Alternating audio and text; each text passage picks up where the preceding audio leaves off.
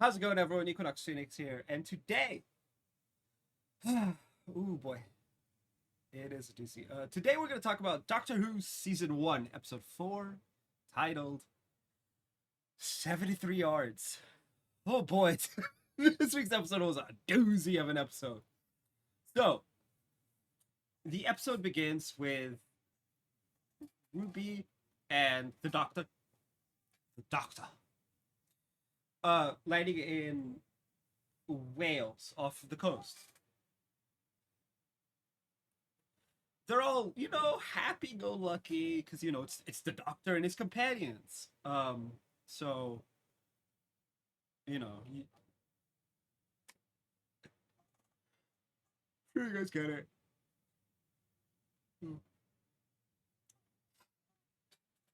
But as they're about to start their adventure in Wales, did I say Cardiff? It's not Cardiff. Cardiff is in Wales, though. Anyway, uh, Cardiff is a place that Ruby mentions when she's like, "I've been to Wales more than once before." It was two instances. One of them, she broke a guy's heart. I think, maybe, possibly. She's not even sure. Which when she's young, or when you're even younger than that, you know.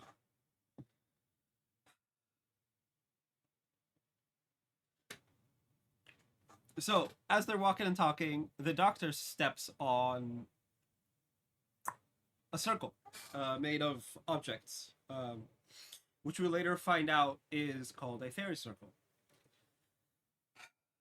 Now, Ruby also reads off of the pages, and the Doctor then disappears. Woo. Vanishes without a trace. The TARDIS can no longer be opened. Ruby tries. It's big weird.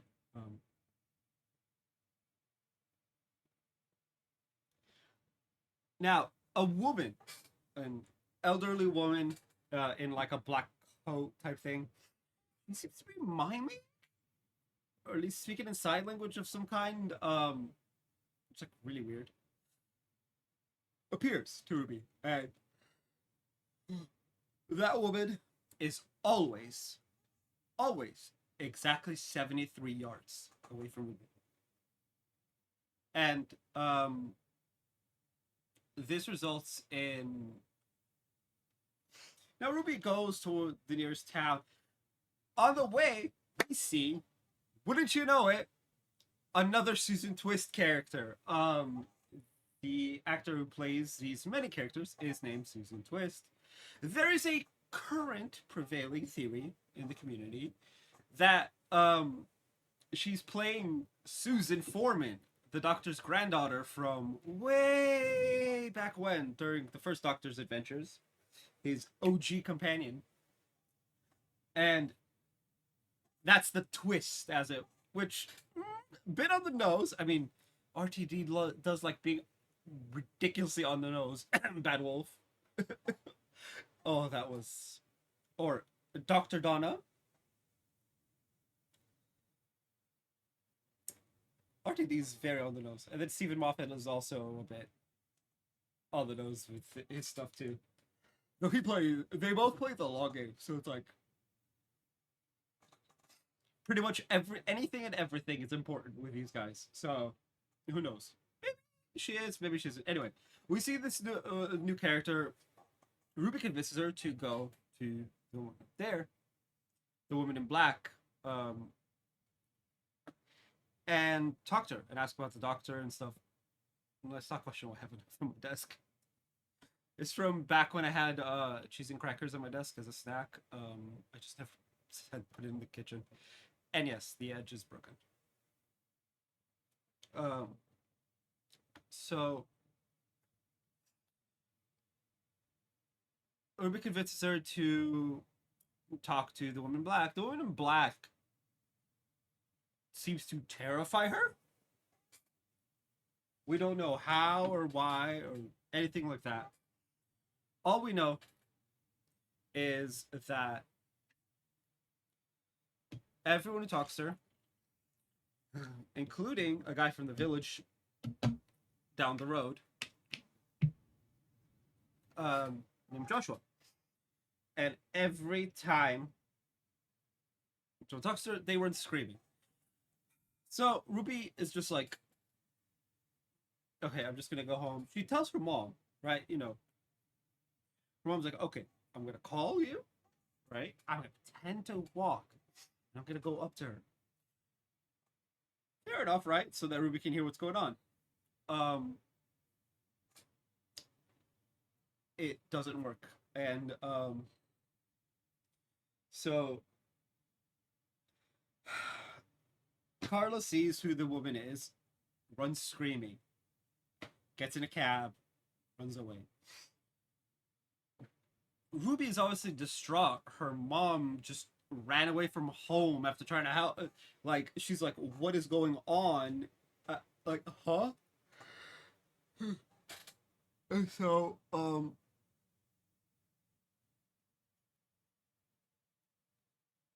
eventually Carla comes back and changes the locks, locking Ruby out.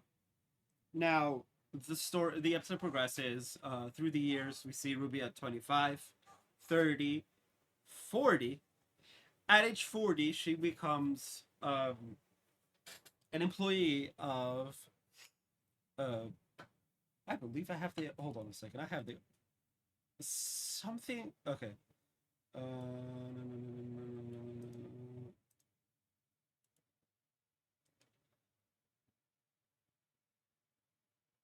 Roger App William, um, who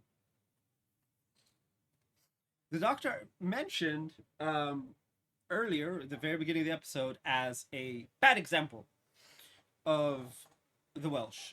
Um, Now we find out that, oh boy, bad is bad. This guy wants to buy nukes from another country and launch them. Right? Like, we're not gonna get political. That's not what this channel's for. If you try and start, I will end it.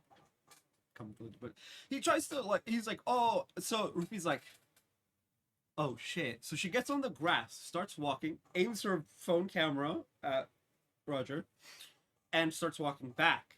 Remember, the woman in black who scares everyone shitless is always 73 yards exactly from him.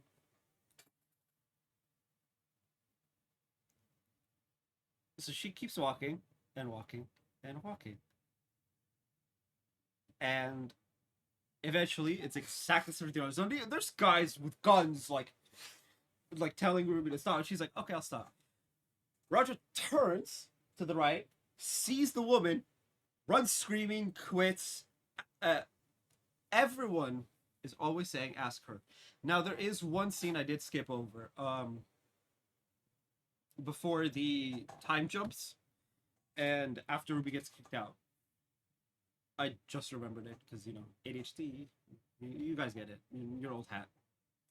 Well, my older viewers will understand. That scene is Keith Lethbridge Stewart showing up to help Ruby. They try and bring the woman in, and well, it fails, and as a result, Kate leaves Ruby, and it's just like, whoa. Anyway, now after the Prime Minister retires, we skip again, 40 years. She's with someone else. I guess like a nurse or something.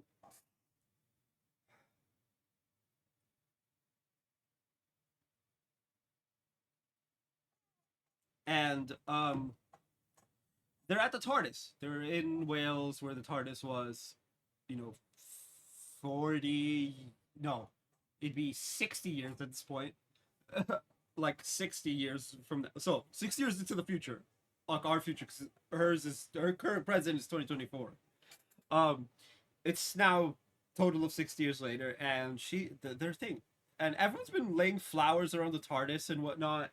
It's become like this thing. Um, but yeah, um, I guess she's talking to the TARDIS, because she's saying, I never did find my mom, and all of the, and like, we know the TARDIS is alive. We've seen it on multiple occasions. So her talking to the TARDIS isn't weird. It's like talking to another person, essentially. In the TARDIS's case, it's literally just another person. So after that, it time skips another 5 years. We don't know that, but it does skip another 5 years, and we see her on what is essentially her deathbed. She's not getting up anytime soon, and the nurse is there, kind of, sort of humoring her, kind of, sort of being very bedside manner light. Um, Not her fault. Ruby's a bit weird. She's like, I used to be able to make it snow. Because apparently it hasn't snowed since the TARDIS went into like freeze mode, the Doctor disappeared, and all of that. I do find it weird that nothing has been happening the last 65 years. Like, huh? But anyway. So, as the nurse leaves and turns off the lights and whatnot, the woman in black reappears while the lights are off. The lights start to flicker, and she gets closer and closer and closer to Ruby. Um, and then seemingly fuses with Ruby because we're now full circle back in 2024, but in the woman in black's body. Turns out the woman in black is older Ruby. Now, while I was watching this, I'm like, and she's like, they're like fusing. I was like, wait, did your soul split when the Doctor stepped on the thing, on the fairy circle?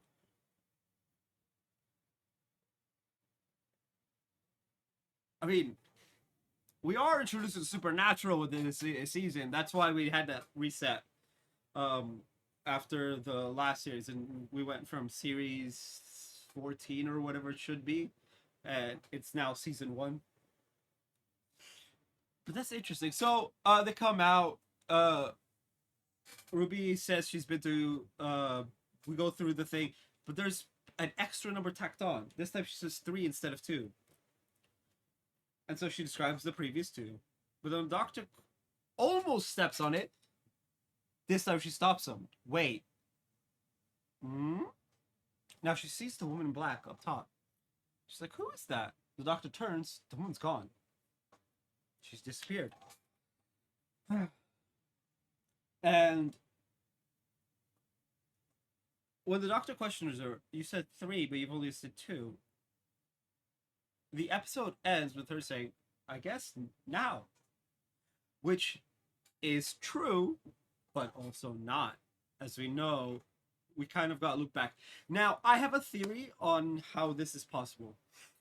A magical time loop. Specifically voodoo time loops. Voodoo magic. Because that can... It gets a bit... When magic is involved, you can play around with the rules a lot more than usual. And I guess something like created like a nexus point, but also a split. When he stepped on the fairy circle, broke it. With it, that allowed Ruby to turn back around. Somehow.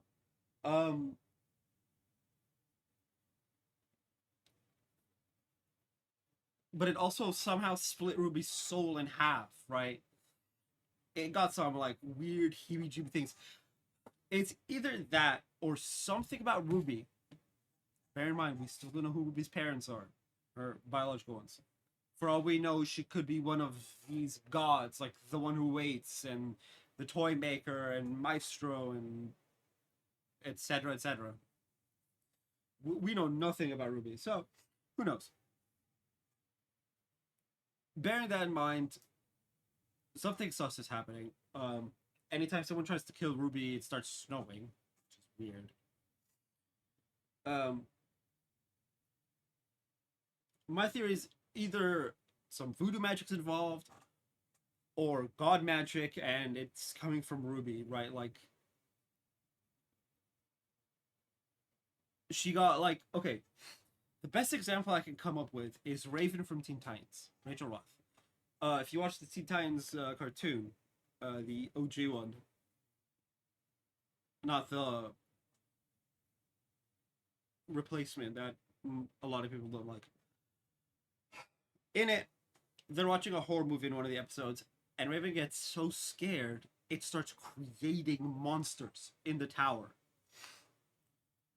So my current theory is it's either sketchy voodoo magic, ancient Welsh voodoo magic, which, oh boy, that's a problem in of itself. Oh boy. Or it's Ruby. Ruby is one of the pantheon, or at least a descendant of one, and her powers triggered some fear response that created the loop, that created a loop around her to go around and stop the circle from breaking. Either way, ooh boy, this season's looking to be a fun one. Anyway, tell me what you guys thought of the episode down in the comment section below. That's gonna be it for this video. If you guys haven't already, hit like, hit subscribe for new. I will see you guys next time, and as always, stay bright.